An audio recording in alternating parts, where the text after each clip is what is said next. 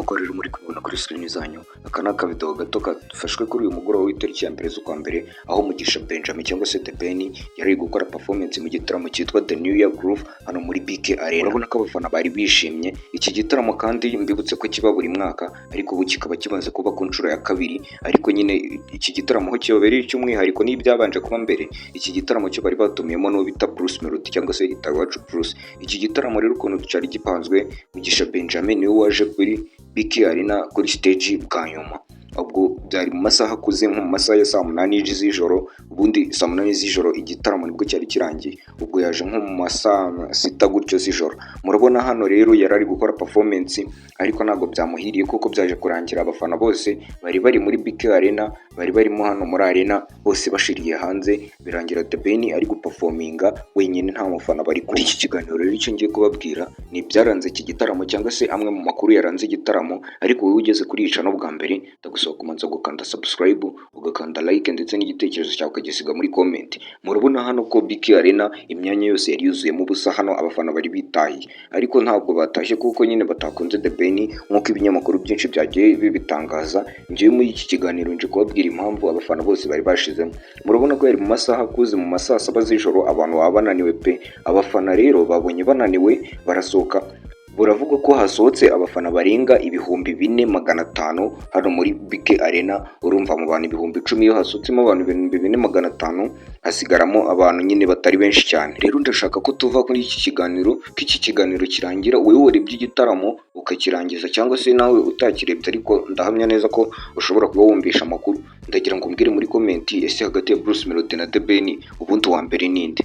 Abagabo rero bose ni abakozi cyane, dore ko Bruce Melody ari umuntu ufite agahigo ko kuba yarakoranye collabo no muri Hollywood, ko afitanye indirimbo yitwa When She's Round we na Shaggy. Uyu Bruce Melody akaba afite ibihumbi birenga 800 byo subscribers kuri YouTube. Indirimbo ya mbere afite kuri channel ye ifite views nyinshi bayita Katerina, ifite miliyoni 14. No kuri Spotify ndetse n'izindi mbuga agiye afite followers nyine benshi cyane. Uyu The Ben nawe afite ibihembo byinshi yatwaye kuri YouTube, akaba afite mu 500. Indirimbo afite yarebwe cyane niyo bita Ni Forever ifite miliyoni 8. Uyu mugabo ngo ni The Ben rero ndabibutsa ko yatwaye igihembo cy'umugabo mwiza mu bihembo bitangwa n'icyitwa Isango na Muzika cyangwa se Male Best Artist of the Year. Yatwaye iki gihembo rero muri 2026. Bruce Melody w'icyo gihe yari yatwaye igihembo cy'umuntu ufite album nziza. Ndagira ngo abakurikirana social media murayizi ya album bayita Colorful Generation. The Ben rero yatwaye n'ibindi bihembo byinshi bigiye bitandukanye, dore ko ari we watwaye igihembo cy'umuhanzi mwiza muri East and South Africa.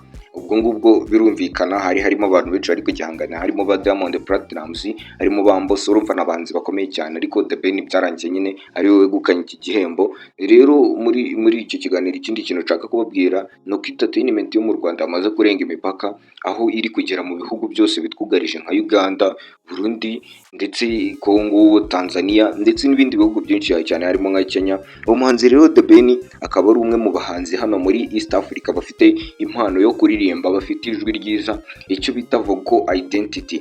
Uyu mugabo kandi ari talented nyine mu bintu byose. Murabona stage ye ko ari stage nyine bikomeye cyane, ndetse tutibagiye na Bruce Melody. Bruce Melody nawe ari mu bahanzi hano bafite ijwi ryiza, dore ko abagabo bombi bafitanye indirimbo na Diamond, aho Bruce Melody yasohoye indirimbo akiva kuri stage, indirimbo yisijya hanze, indirimbo bita Pom Pom yakoranye na Diamond.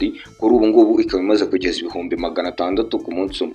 The Ben nawe akaba afite indirimbo yita Indabo Zanjye, nayo ikaba ifite ibihumbi bigera muri 600 mu minsi 6. Ubwo murageranya mumbwire ati ese ninde wa mbere? Ariko The Ben tutibagiye ko afite n'indi ndirimbo na Bruce Melody yitwa Why. Iyi ndirimbo nayo ikaba yarakozwe cyane. Ndagira ngo abakunzi b'umuziki cyane cyane showbiz nyine by'umwihariko umuziki nyarwanda ndetse ko indirimbo murayizi. Abahanzi rero twabita nk'aho ari bo mutwe w'umuziki nyarwanda, dore ko ba Israel Mbonyi bo ntago twabashyiramo. Israel Mbonyi nawe ari mu bahanzi bakomeye cyane hano muri East Africa, aho amaze kugira miliyoni zirenga 2 ku rubuga rwe rwa YouTube. Tugaruke no kuri Meddy, na Meddy nawe akaba afite miliyoni 1,600 birenga, ariko Meddy iby'umwihariko niwe muhanzi wa mbere hano muri East Africa ufite indirimbo ari wenyine ifite views nyinshi, afite indirimbo bita Slowly, ndagira ngo abakurikirana umuziki murayizi. Iyo ndirimbo ikaba ifite miliyoni zirenga 120 ku rubuga rwa YouTube. Abashaka kuyisacinga rero mugende musacinge Slowly by Meddy, muze mubwire muri comment iti se musanze imeze ute, mubwire nimba ari nziza. Ikindi kintu rero abantu benshi bakundaga kwitiranya iki gitaramo cya The New Year Groove n'igitaramo cya competition, kuko yari yatumiyemo Bruce Melody. Baravuga ati ubwo nyine ni competition, ariko ndagira ngo mubwire ko atari competition, ahubwo nyine iki gitaramo cyateguwe kugira ngo aba bahanzi babiri biyunge. Abantu bakurikira entertainment murabizi ko bano bahanzi batari bafitanye umwuka mwiza hagati yabo, rero ni uko kuvuga ati iki gitaramo gitegurwa na The Ben yatekereje kuba yatumiramo Bruce Melody kugira ngo biyungire no muri iki gitaramo. Wowe rero twabonye ko n'iki kiganiro kugeza ku musozo, ndagusaba gukanda subscribe wowe wayikanze, kandi ndagusaba gukanda like, ugashyira igitekerezo cyawe muri comment, umbwire iti se hagati ya The Ben ndetse na Bruce Melody ninde wabonye wakoze stage nziza. Ndabashishikariza rero gukomeza kubana natwe umunsi ku munsi mufungura inzogera kugira ngo ibiganiro byose tuzajya dukora bitazajya bibacika, mugenda mwirebera indirimbo yitwa Pom Pom ya Bruce Melody ndetse n'uwo bita Diamond Platnumz n'uwo bita Brown Joel wa hariya muri Nigeria. Murakoze cyane.